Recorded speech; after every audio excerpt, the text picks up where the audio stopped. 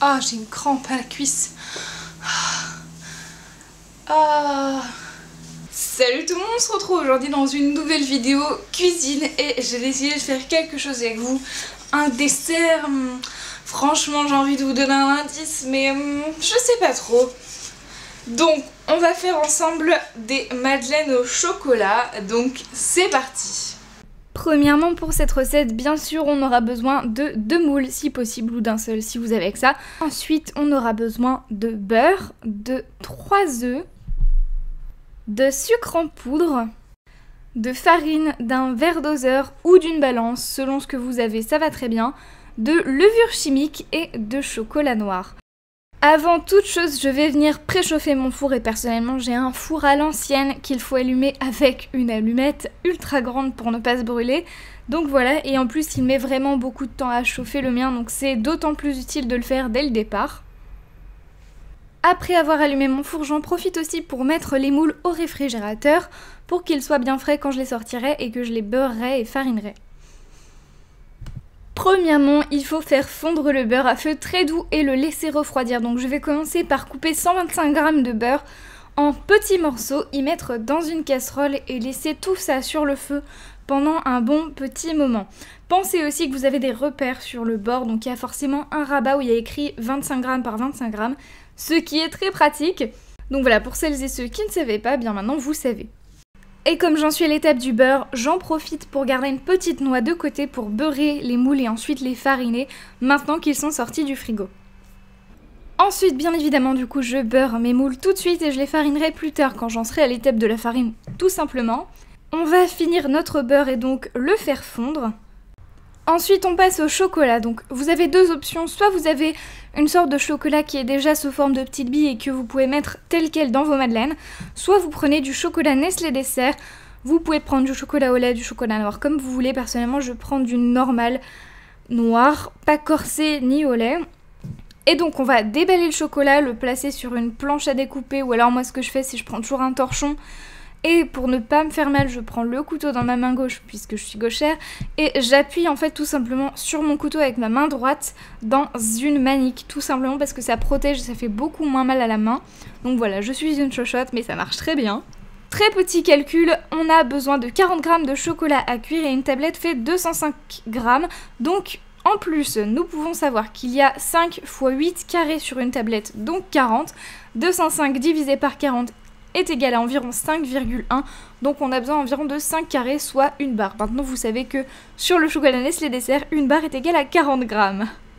Donc maintenant que je sais ça, je prends mes 5 carrés, je vais les découper un à un à la main, je les pose sur un sopalin, un torchon, ce que vous voulez, et je les découpe avec un couteau et une manique. Faut que ce soit plus ou moins régulier, si possible de la taille d'un petit pois, vraiment des petits morceaux de chocolat, parce que comme ça c'est bien meilleur dans une madeleine et comme ça il n'y a pas un énorme trou de chocolat quelque part dans votre madeleine. Ensuite je vais prendre le saladier de mon robot et donc je vais casser 3 œufs et les mettre en entier dedans. Je veille à ce qu'il n'y ait bien sûr pas de petits morceaux de coquille, en l'occurrence là c'était le cas donc je l'ai enlevé à la main. Si vous avez peur de faire de grosses gaffes ou de casser un jaune d'œuf et après d'aller chercher une coquille, le plus simple c'est de casser les œufs un à un dans un saladier à part et quand vous êtes sûr qu'il est ok, vous le versez dans le saladier final, ainsi de suite. Ensuite, on va venir ajouter le sucre et on aura besoin de 150 g de sucre en poudre. Et quand j'ai finalement ajouté mon sucre et mes œufs, je commence à mélanger pendant environ 1 minute. Après ça, je viens ajouter la farine. Il nous faut 140 g de farine, donc moi personnellement je le fais avec un verre doseur. Il n'y a pas de barre 140, donc c'est pas très pratique, mais mieux vaut avoir une balance. Malheureusement ce n'est pas mon cas. Avec la farine, on ajoute 1 cuillère à café de levure chimique. Si vous voulez, vous pouvez ajouter quelques gouttes d'extrait de vanille, personnellement j'en ai pas. Vous remélangez.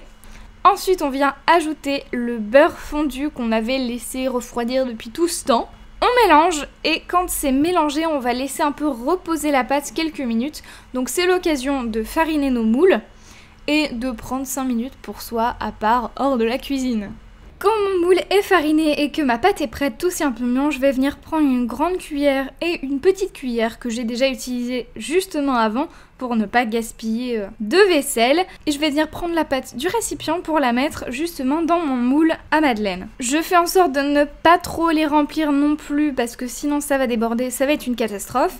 Quand j'ai mis la pâte dans chaque petit moule à madeleine, et bien tout simplement je vais venir rajouter des petits morceaux de chocolat à la main comme je le souhaite sur mes madeleines. Après coup avoir fait l'entière recette, je me rends vraiment compte que 40 g de chocolat pour le restant de pâte, ce n'est absolument pas suffisant, donc je vous conseille plutôt de faire environ 40 g de chocolat mais par fournée. Donc personnellement j'ai 2 moules et au total de cette pâte-ci, j'ai réussi à faire environ 5 moules complets. Donc en gros il faut à peu près plus 80-90 g de chocolat, mais c'est à votre convenance de si vous en mettez beaucoup ou pas aussi. Ensuite j'enfourne mes madeleines.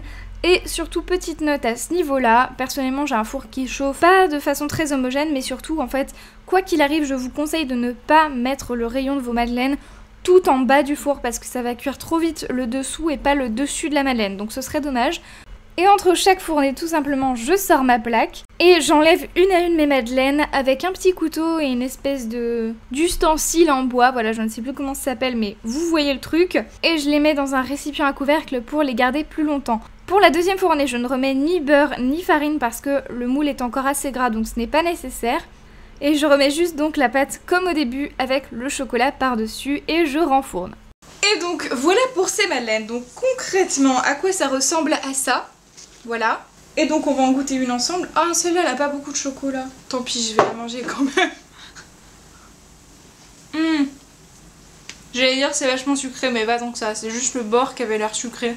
Non, c'est juste un petit peu croquant sur le bord, mais dedans, elle a très bien l'aspect madeleine. Désolée, je parle la bouche pleine, c'est très mal poli. Mais du coup, moi je les trouve très bonnes.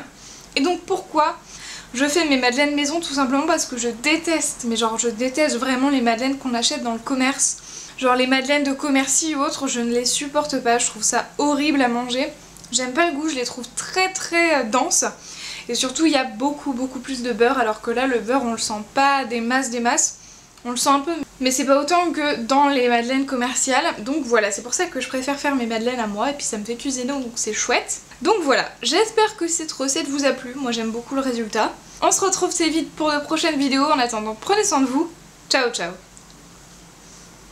Il y a du chocolat fondant dedans, il est là, c'est trop génial.